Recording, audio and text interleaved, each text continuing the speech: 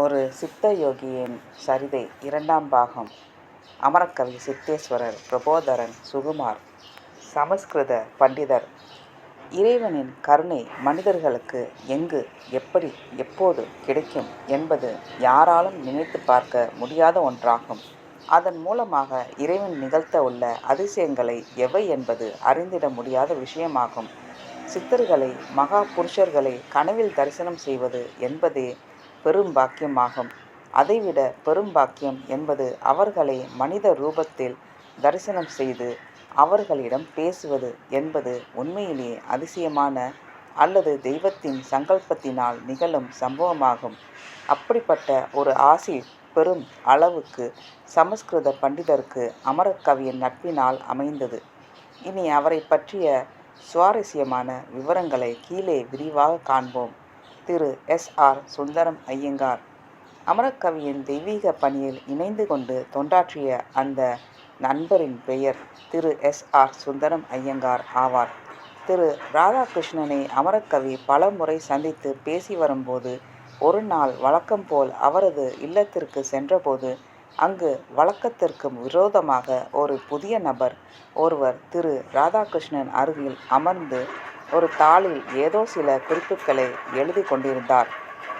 அப்போது அறையில் உள்ளே நுழைந்த அமரக்கவி அவர்களின் பேச்சுக்கு இடையூறு ஏற்படாமல் இருக்க ஒரு வணக்கத்தை செலுத்திவிட்டு அமைதியாக ஒரு நாற்காலியில் அமர்ந்து கொண்டார்.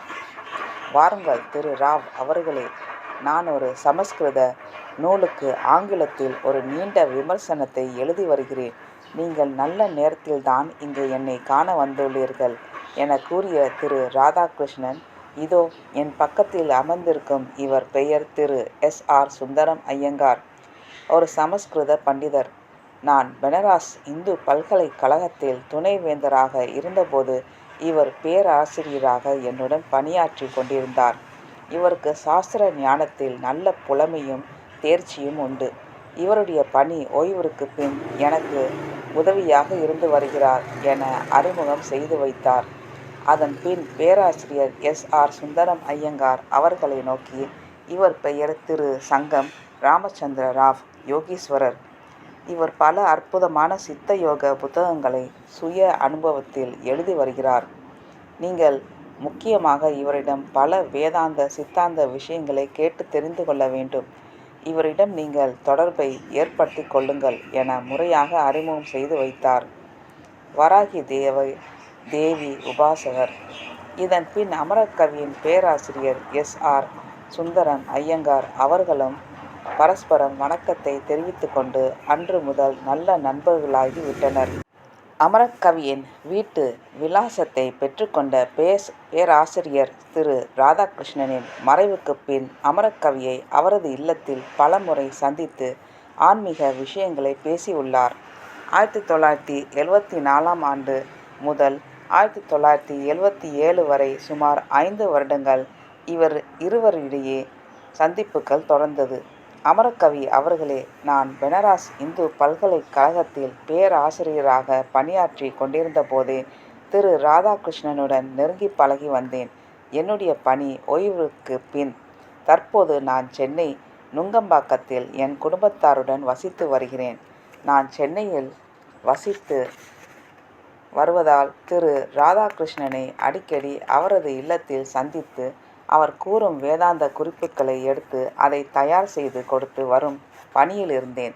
ஆனால் தற்போது அவர் நம்மிடையே இல்லை என்ன கூறிய அவர் தொடர்ந்து, ஐயா, நான் வாரணாசியில் பேராசிரியராக பணியாற்றி கொண்டு வந்த போது வட இந்தியா சுவாமிஜி ஒருவரிடம் நரசிம்ம சுவாமி உபாசனையும் வராகி உபாசனையும் தீவிரமாக கற்று அதை செய்து வருகிறேன் என பதில் கூறினார் பேராசிரியர்.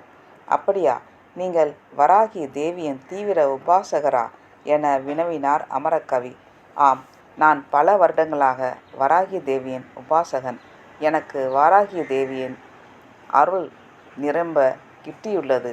வேதாந்த விஷயங்களை தெளிவாக கூறி வரும் உங்களுடைய நட்பு கிடைத்ததற்கு நான் திரு ராதாகிருஷ்ணனுக்குத்தான் நன்றி கூற வேண்டும் என கூறினார். நீங்கள் கூறுவது முற்றிலும் சரி. நீங்கள் பிறரை போல் வீணாக பொழுதை போக்காமல் தெய்வீக காரியங்களில் ஈடுபாடு கொள்வது எனக்கு மிகவும் பிடித்துள்ளது என கூறினார் அமரக்கவி. மூல கணபதியின் பெருமை. நான் பல வருடங்களாக, ஏன் கடந்த 7 ஜென்மங்களாக மூல கணபதியின் தீவிர உபாசகன். தாந்திர சாஸ்திர முறையில் என்னுடைய உபாசனை தெய்வத்தை நான் ஆராதனை செய்து வருகிறேன். மூல கணபதியின் அம்சத்தில் ஒரு முக்கியமான விசேஷம் ஒன்று அடங்கியுள்ளது என தன் பேச்சை நிறுத்தினார் அமரக்கவி. அப்படியா? இதை பற்றி நான் உங்களிடம் கேட்க வேண்டும் என்று இருந்தேன். நல்ல வேளை, நீங்களே அதை எனக்கு ஞாபகப்படுத்தி உள்ளீர்கள். ஸ்ரீ மகா கணபதியின் உபாசனையை பற்றி நான் நிறைய கேள்விப்பட்டுள்ளேன். உங்களுடைய மூல கணபதி ஆராதனை என்பது சற்று வித்தியாசமாக உள்ளது. நான் இதுவரை மூல கணபதியை பற்றி கேள்விப்பட்டதில்லை என்று தனக்கு உண்டான சந்தேகத்தை வெளிப்படையாகவே கேட்டார் சமஸ்கிருத பேராசிரியர். மூல கணபதி உபாசனை என்பது யாருமே சரிவர கேள்விப்பட்டிராத ஒன்றாகும். பொதுவாக கணபதியின் அம்சங்கள் பல உண்டு. மூல கணபதி என்பது பரமாத்மா முதலில் பிரம்ம சிருஷ்டியை துவங்கும் முன் ஓங்கார நாதத்திலிருந்து வெளிவந்த முதல் சுயம்பு மூர்த்தி ஆவார். முழுமுதற் கடவுளான அவரே 4 திசைகளிலும் 4 தேவிகள் புடைசூழ அற்புதமாக காட்சியளிப்பவர் என்று பதில் கூறினார் அமரக்கவி. மூல கணபதியை சூழ்ந்து நிற்கும் தேவிகளை நான் அறிந்து கொள்ளலாமா என ஆச்சரியத்துடன் வினவினார் திரு S.R. சுந்தரம் ஐயங்கார். மூல கணபதி சதாசிவம். முக்கியமாக நீங்கள் அதை அவசியம் தெரிந்து கொள்ள வேண்டும். பத்ரகாளி, சாமுண்டி, வாராகி, பைரவி மற்றும் சண்டி ஆகிய இரட்டை தேவியர்கள் என 4 புறமும் புடைசூழ அற்புதமாக காட்சி அளிப்பவரே மூல கணபதி ஆவார். அது மட்டுமில்லை, ஈஸ்வர அம்சங்களில் ருத்ரன், அதிருத்ரன், மகாருத்ரன், பைரவர், மகாகால பைரவர், லிங்கோத்பவர், நடராஜ பெருமாள், உமா மகேஸ்வரன், பார்வதி பரமேஸ்வரன், தட்சிணாமூர்த்தி என பல சுரூபங்கள் உண்டு. இதற்கு எல்லாம் தலைவராக விளங்குபவர் சதாசிவன். சதாசிவனுக்கு ஈசானம், தத்புருடம், வாமதேவம், அகோரம், சத்யோஜாதம் என 5 முகங்கள் உண்டு. அப்படிப்பட்ட சதாசிவமே மூல கணபதியிடம் அடங்குவார் எனில் அவருடைய பெருமையை நான் என்னென்று எடுத்துரைப்பேன் என விவரமாக விளக்கி கூறினார் அமரக்கவி. நீங்கள் மூல கணபதியின் பெருமைகளை பற்றி எடுத்து கூறும்போதே என் மெய் சிலிர்க்கிறது என்று உவகை பொங்க கூறிய சமஸ்கிருத பண்டிதர், பொதுவாக கணபதி உபாசகர்களை அடையாளம் காண்பதே அரிதான ஒன்று. நான் வடநாட்டில் பைராகிகள், தேவி உபாசகர்கள், விஷ்ணு உபாசிகள் இப்படி பல பேரை சந்தித்து பேசியுள்ளேன். ஆனால் முதல் முறையாக கணபதி உபாசகரை, அதுவும் மூல கணபதி உபாசகரை சந்தித்தது என்னுடைய பல நாள் தவத்தின் பயனாகும் என்று தானே கருதுகிறேன் என பதிலுரைத்த பண்டிதர் தொடர்ந்து பேசிய அவர், நான் தீவிரமாக உபாசித்து வரும் வராகி தேவி மூல கணபதியின் காவல் தெய்வங்களில் ஒருத்தி என்பதை அறிந்து கொள்ளும் போது என் மனம் மகிழ்ச்சி அடைகிறது. ஒருவேளை வராகி தேவியின் கருணையினால்தான் எனக்கு உங்களுடைய தரிசனம் கிடைத்திருக்குமோ என்று எண்ணத் தோன்றுகிறது என தனக்குண்டான மகிழ்ச்சியை பகிர்ந்து கொண்டார் பண்டிதர். அவர் கூறுவதை அடக்கமாக ஏற்றுக்கொண்டார் அமரக்கவி. பண்டைய வேதகால மகரிஷிகள் ஸ்ரீ மூல கணபதியை ஸ்ரீ வித்யாயோக மார்க்கத்தின் மூலமாக உபாசித்து வந்துள்ளார்கள். காலப்போக்கில் மக்கள் மூல கணபதியின் உபாசனை முறைகளை மறந்துவிட்டார்கள் என்றே கூற வேண்டும். மனிதனுடைய யோக சாதனை முறைகளில் முக்கியமான சித்திகளை மூல கணபதியின் அருளினால் சுலபமாக பெற்றுக்கொள்ள முடியும் என விளக்கினார் அமரக்கவி. அப்படியா? யோக சாதனைகளில் மூல கணபதி பல சித்திகளுக்கு அதிபதியா இருக்கின்றாரா?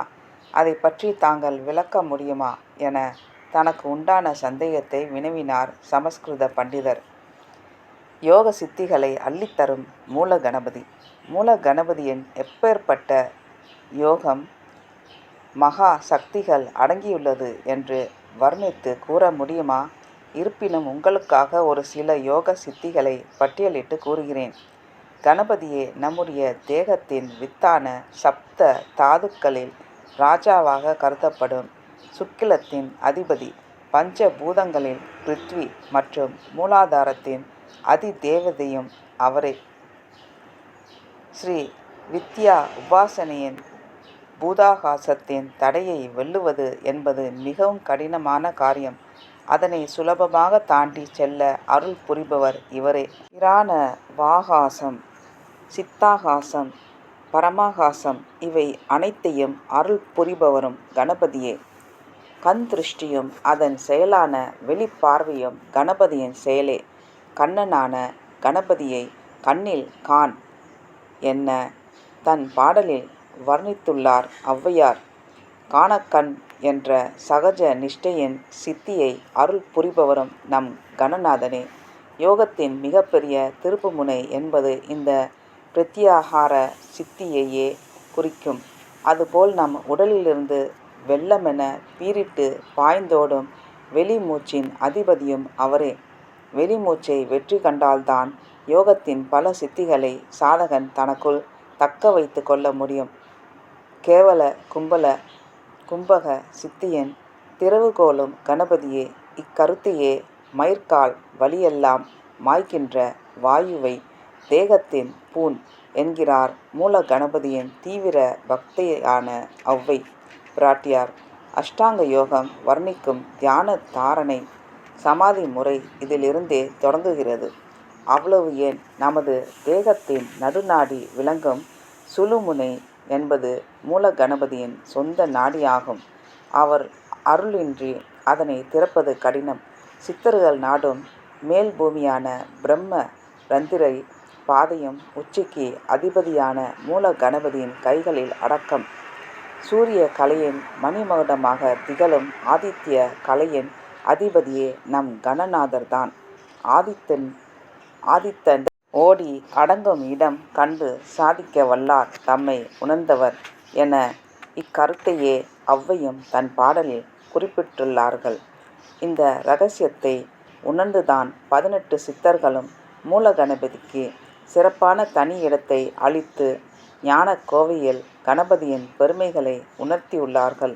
சித்தர்கள் வென்ற சாகா கலை என்ற அமிர்த கலை, அமிர்த நாடி, அமிர்த தாரணை போன்ற யோக சித்திகளும் கணநாதன் கைகளில் அடக்கம். ஸ்ரீ வித்யா உபாசனையின் பிந்து மத்தியஸ்தம், ஆகார சித்தி, பிரணவ சித்தி, அமர கோஷம், அந்தர்யாமியின் திருவாக்கை உணர்த்த வல்ல அமர வாக்கு போன்ற அனைத்தும் மூல கணபதியின் உபாசனையின் அடக்கம். நன்றி, வணக்கம்.